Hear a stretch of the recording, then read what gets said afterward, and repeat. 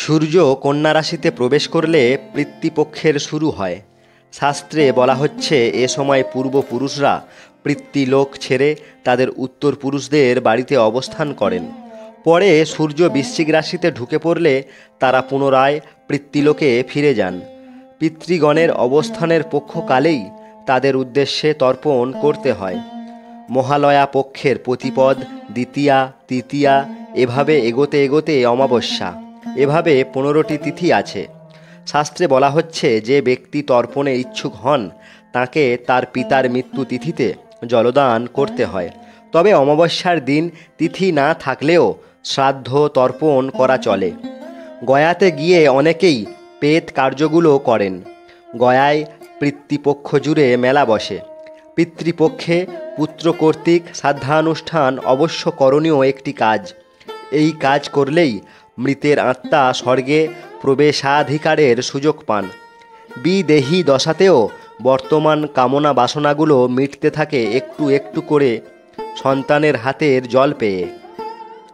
জলতর্পণের যে শাস্ত্রীয় রীতি আছে ওতেই পৃথিবীর সমস্ত মানুষের পিতৃঋণ পরিশোধ হয়ে যায়।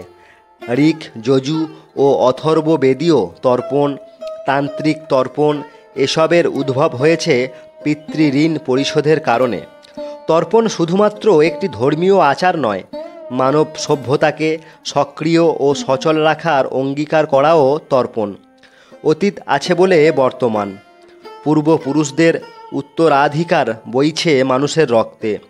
এর কাছে মাথা নোয়ানো, নতজানু হওয়া, ঋণ স্বীকারের নামই হলো তর্পণ। আমাদের শাস্ত্রকারেরা বড় উদার। তর্পণের মন্ত্র তৈরি করবার সময় তারা সমস্ত বিশ্ব চরাচর অখিল ব্রহ্মাণ্ডের প্রতি নিবেদন রেখেছেন।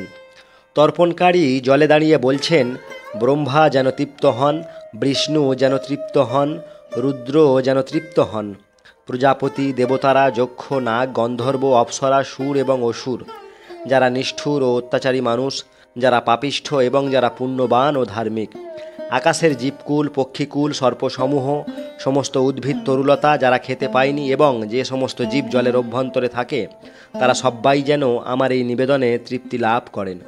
সনক, সনাতন আদি 4 কুমার, কপিল মুনি, মরীচি, অত্রি, অঙ্গিরা, ক্রতু, পুলস্ত, পুলহ, প্রচেতা, বশিষ্ঠ, ভৃগু, নারদ, গোটা ঋষিকুল যেন আমার এই নিবেদনে তৃপ্ত হন। যে সমস্ত পূর্বপুরুষ বদরাগী প্রকৃতির তারাও যেন তৃপ্তি লাভ করেন।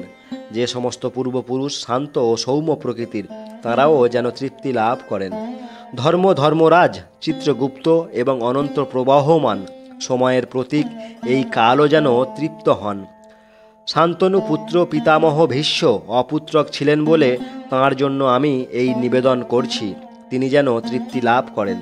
আমার পিতামহ, প্রপিতামহ, মাতামহ, প্রমাতামহ, বৃদ্ধ প্রমাতামহ 6 পুরুষ অবধি যেন তৃপ্তি লাভ করেন। আমার জীবনে যারা বাবার মতোই তারাও যেন তৃপ্ত হন। আমার মামা, পিসি, মাসি, ভাই, বোন, শ্বশুর, শাশুড়ি যে যেখানে অতৃপ্ত রয়েছেন তাঁরা সবাই যেন তৃপ্ত হন।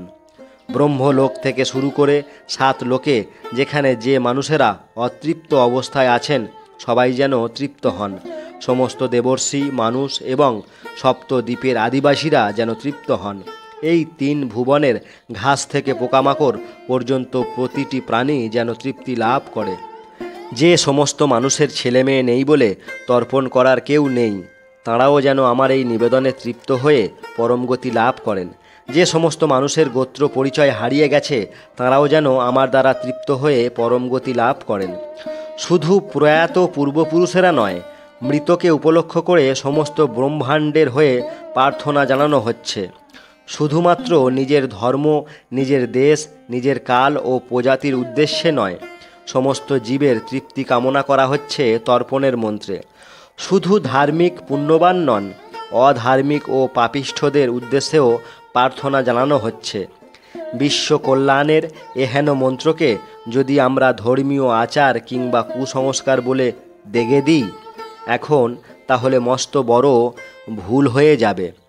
ঋষিকুল বাহিত তর্পণের মন্ত্রের মধ্যেই রয়েছে ভারতীয় সভ্যতা ও সংস্কৃতির নিজস্ব সম্পদ। সত্যদ্রষ্টা ঋষিদের মত, দেহের বিনাশ হলেও আত্মার বিনাশ হয় না। আত্মারা বর্তমানে যে দেহে যেভাবে অবস্থান করুক না কেন, জলক্রিয়া, জলাঞ্জলি, জলতর্পণ করলে তারা তৃপ্তি লাভ করেন। নমস্কার বন্ধুরা, ভিডিওটির শেষ পর্যন্ত আমাদের সাথে থাকার জন্য অনেক অনেক ধন্যবাদ। ভিডিওটি কেমন লাগলো অবশ্যই কমেন্ট করে জানাবেন। ভালো লাগলে একটা লাইক করবেন, শেয়ার করবেন, চ্যানেলটি সাবস্ক্রাইব করবেন। আজ আসি, দেখা হবে পরের ভিডিওতে। ভালো থাকুন, সুস্থ থাকুন, ধন্যবাদ।